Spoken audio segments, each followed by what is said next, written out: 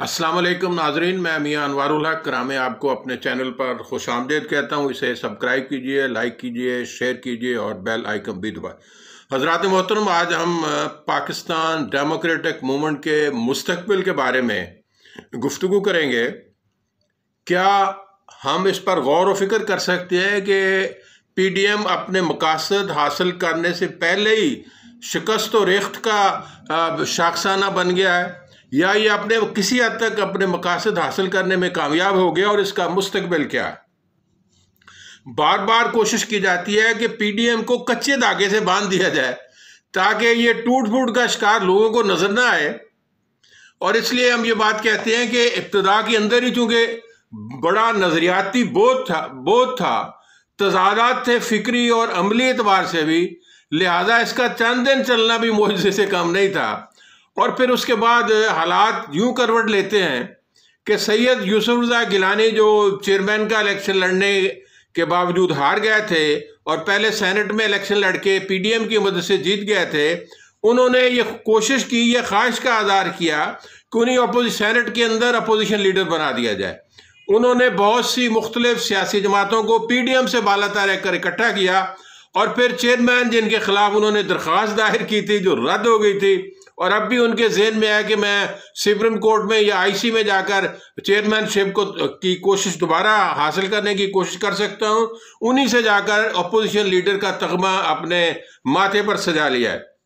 और फिर ये तसव्वुर किया जाता है कि PDM की आला सतह की मीटिंग के अलावा एक ज़ैली कमेटी के अंदर ये बात तय हुई थी कि चेयरमैनशिप जो है वो जाएगी पाकिस्तान पीपल्स पार्टी को, डिप्टी चेयरमैन अब्दुल गफूर हैदरी को जाएगी, और अपोजिशन लीडर जो है वो पाकिस्तान मुस्लिम लीग नून को तफवीज़ किया जाएगा। लेकिन इसके बारे में पाकिस्तान मुस्लिम लीग का मौक़िफ़ इंतहाई सख्त हो गया है। मौक़िफ़ वो समझते हैं कि हमारे साथ धोखाधड़ी फरेब किया गया है, हमें PDM के पर एतमाद था, उन्होंने हमारे लिए मुख्तस की थी अपोजिशन लीडर की, सेनेट का अपोजिशन लीडर की, जिसे हम आज़म तारड़ को बनाना चाहते हैं। आज़म तारड़ पर भी पीपल्स पार्टी ने नाजवाज से एतराज़ात किए थे। लिहाजा पाकिस्तान मुस्लिम लीग, जिसे चाहिए था कि सब्र और तहम्मुल से काम लेते, चूँकि अब देखना यह है कि पाकिस्तान मुस्लिम लीग के आला मकासद PDM से वाबस्ता है या फिर पाकिस्तान पीपल्स पार्टी के वाबस्ता है। बज़ाहिर माहिरीन ये कहते हैं कि पाकिस्तान मुस्लिम लीग ज़्यादा मुश्किलात के अंदर है, लिहाजा उसके PDM को मुतहिद रखना मुस्लिम लीग नून की ज़्यादा और शदीद ख्वाहिश है। और कौमी असम्बली के अंदर जो पहले पाकिस्तान पीपल्स पार्टी का मौक़िफ़ यह है कि कौमी असम्बली के अंदर भी पाकिस्तान मुस्लिम लीग नून के अपोजिशन लीडर हैं और साथ उनको जो चेयरमैन अकाउंट्स कमेटी है वो भी नून लीग का है।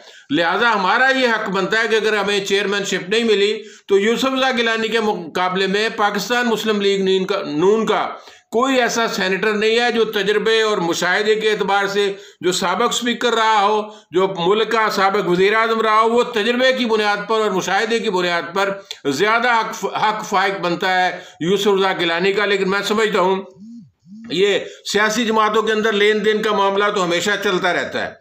और PDM से फिर पाकिस्तान पीपल्स पार्टी तो प्रैग्मेटिक जमात है, यानी अब वो जो दौरे माजी में एक नजरियाती जदोजहद की अलामत थी पाकिस्तान पीपल्स पार्टी, अब वो अमलियत पसंद बन गई है। उन्होंने ये कहा कि हम क्यों ना ऐसा तरीका अख्तियार करें कि PDM की आंखों में धूल झोंकते हुए हम अपने इर्द गिर्द ऐसे अफराद मेंबरान इकट्ठे कर लें जिसकी बुनियाद पर हमारी ताकत में इजाफा हो जाए और अपोजिशन सेनेट की अपोजिशन लीडरशिप हमें मिल जाए। तो उन्होंने फिर 4 वोट तो बाप से हासिल कर लिए। आपको पता है बाप का बाप कौन है?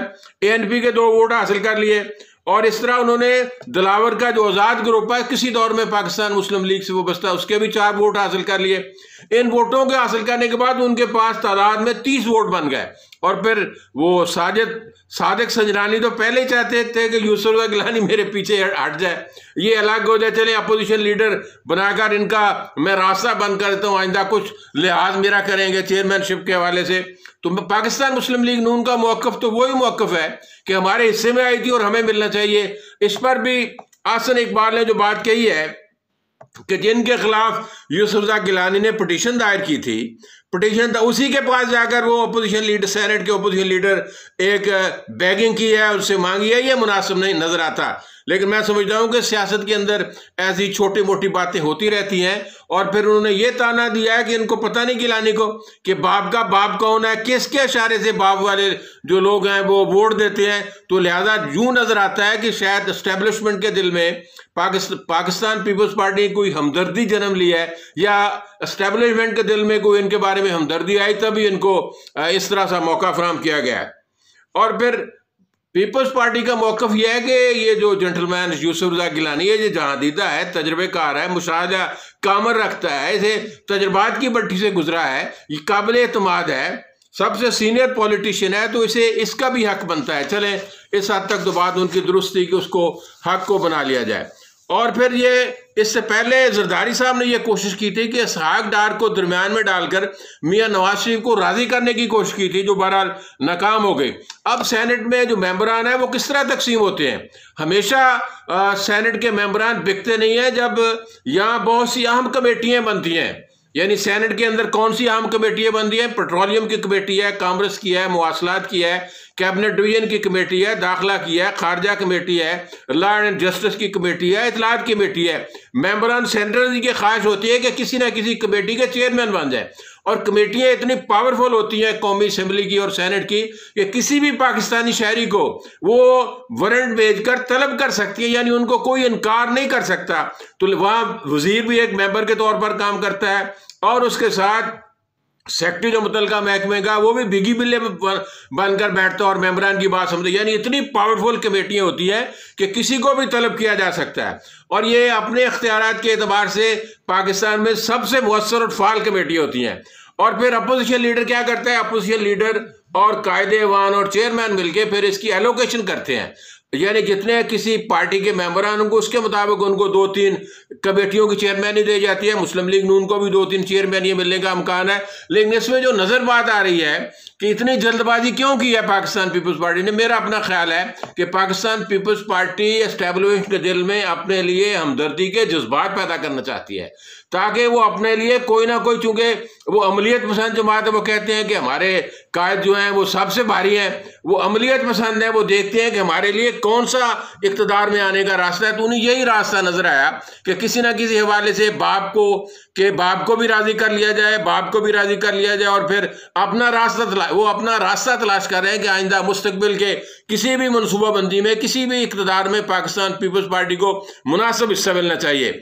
और फिर उस पाकिस्तान के अंदर जो ऑर्डिनेंस फैक्ट्रियाँ जारी करती हैं हुकूमतें, मैं समझता हूँ बड़ी ही नामुनासिब बात है। पाकिस्तान तहरीक इंसाफ की क़यादत की ख्वाहिश है, पहले भी FIO को उन्होंने हुक्म दिया है, मुकदमा दर्ज हुए हैं ये शुगर माफिया के खिलाफ, पता नहीं उसके नतायज क्या बरामद होते हैं। और फिर नदीम बाबर को भी कैबिनेट से, जिसके बहुत चहेते थे नदीम बाबर साहब और रज़ाक दाऊद साहब मोहतरम वज़ीर-ए-आज़म पाकिस्तान के, लेकिन बहरहाल उन्होंने बड़ा दिल गुर्दा दिखाया और ये कहा कि नदीम बाबर स्टेप डाउन कर जाए, और ताकि ये इंक्वायरी जो 25 अरब का धोखाधड़ी हुई है पाकिस्तानी कौम के साथ, इसका भी कोई हिसाब किताब किया जा सके। और अगली जो अफसोसनाक बात है जिस पर अपोजिशन भी ववेला कर रही है और मुल्क के मुआशी माहिरीन है इस पर परेशान कुन नजर आ रहे हैं कि पाकिस्तान के अंदर जो स्टेट बैंक है उसे एक ऑटोनोमस सॉवरेन पार्टी बनाया जा रहा है, जो किसी के सामने जवाब देनी है, ना पार्लियामेंट के सामने जवाब दे, ना वजीर आजम के सामने जवाब दे, ना सदर ममलिकत के सामने, या ना किसी कोई और मुल्क के अदारे के सामने। यानी वो इंडिपेंडेंट है, अपनी तकर्री भी खुद करेंगे, डिप्टी गवर्नर भी बनाएंगे, अपनी मराद को, अपने पर्क्स भी खुद बनाएंगे। यानी पाकिस्तान पर एक IMF की समझ लें, जो बाकर साहब हैं वो पहले वर्ल्ड बैंक के मुलाजिम थे, वो पाकिस्तान पर एक वायसराय के तौर पर, एक मालियाती वायसराय के तौर पर एक्ट करेंगे।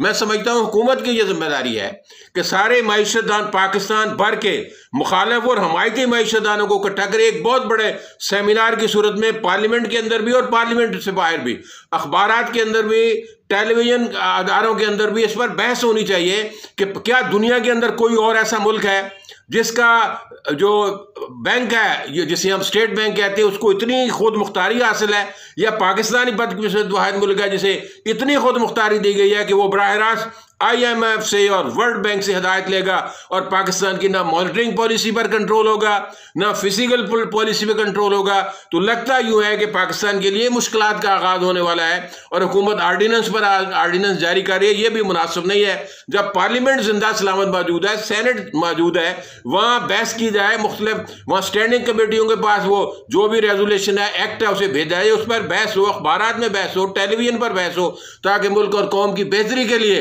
पाकिस्तान के अवाम भी कंट्रीब्यूट कर सकें। मैं समझता हूँ हुकूमत के लिए शायद चंद और महीने मुश्किलात के महीने लगता ही है। पाकिस्तान अल्लाह ताला